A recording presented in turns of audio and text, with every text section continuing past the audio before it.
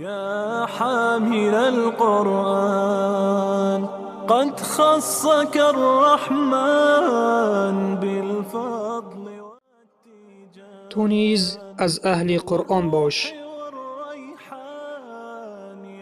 به نام خداوند بخشنده و مهربان. السلام علیکم و رحمت الله و برکاته. ابو سعید خدری خداوند از او راضی باد میگوید رسول الله صلی الله علیه و سلم فرمودند قرآن ریسمان الهی است که از آسمان به سوی زمین آویزان شده است. روایت احمد و ترمذی.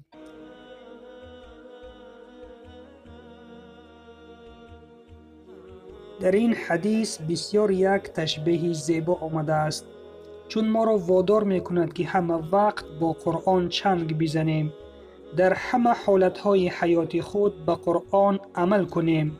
درجه ما به بالا برداشته می شود تا آنجایی می رسد که ما را به خداوند می رساند، یعنی راضیگی پروردگار خود را در می یابیم.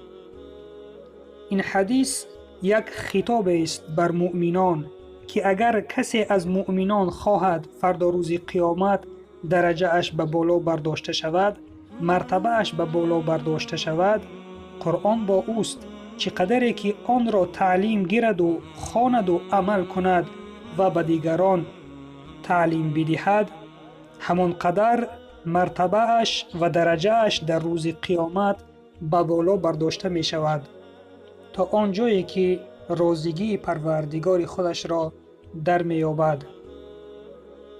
امام فخری رازی رحمه الله می گوید که اگر شخصی به بالای راهی باریک راه رود، می ترسد که پایش نلغزد و بیفتد.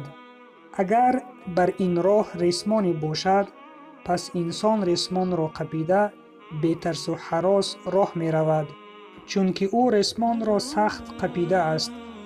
راه حق نیز چنین باریک است که پای بسیاری از آدمان لغزیده است.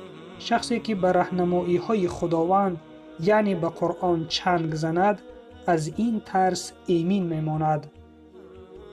شیخ مبارک فوری رحمه الله در شرح این حدیث میگویند که قرآن را به ریسمان برای آن تشبیه کردند که اگر در چاه آب گرفتنی شویم، ریسمان وسیله رسیدن به آب می شود که این آب سبب حیات دنیوی ماست.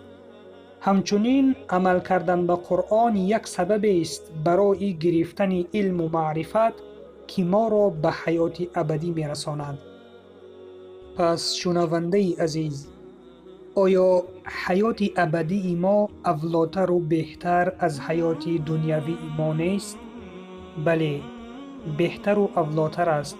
پس به قرآن چنگ بزن.